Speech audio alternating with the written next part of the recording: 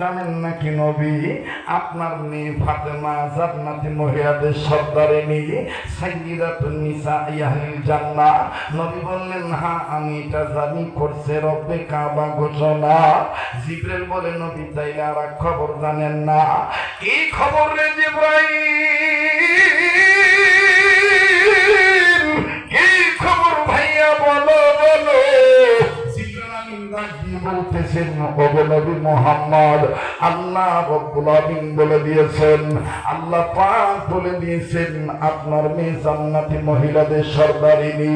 কিন্তু আল্লাহ আমাকে আজকে এই মুহূর্তে জানাইছে আপনাকে বলার জন্য, কিয়ামতের ময়দানে আপনার ওই বেহেশতের সর্দারিনী জান্নাতি নারীদের সর্দারিনী ফাতেমার আগেও একজন মহিলা জান্নাতে যাবে। নবীজি আমার বন্ধুগণ মন খারাপ করেন নাই। নবী আমার ডাক দিয়ে বললেন ভাই জিবরাইল, আমার ফাতেমার আগে যে নারীটা জান্নাতে যাবে কি কারণে যাবে যদি জিবরাইল তুমি একটু জানাইতা, আমি আমার ফাতেমাকে জানাই দিতাম। আবার যদি কোনোদিন আপনাদের এলাকায় আসি, বাজারে লাগছিল হাসান আর হুসাইন এবং আলীর মাঝে গন্ডগোল।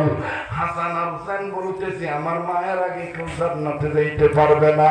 আলী বলছিলেন না না আর এক মহিলা জান্নাতে যাবে। বাগানিটা হলো সুখের বরকতের বাগবিতণ্ডা।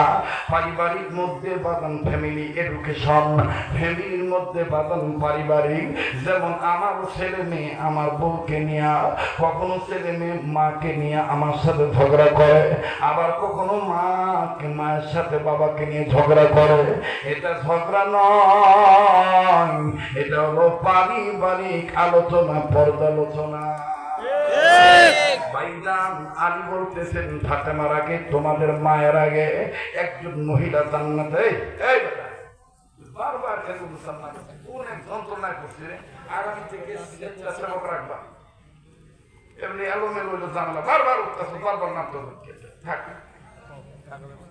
প্রত্যেকটা বা পয়েন্ট আজকে যে মাই করা তুই যে করলি আমার সর্বনাশ, তোর ভালো মনে হয়।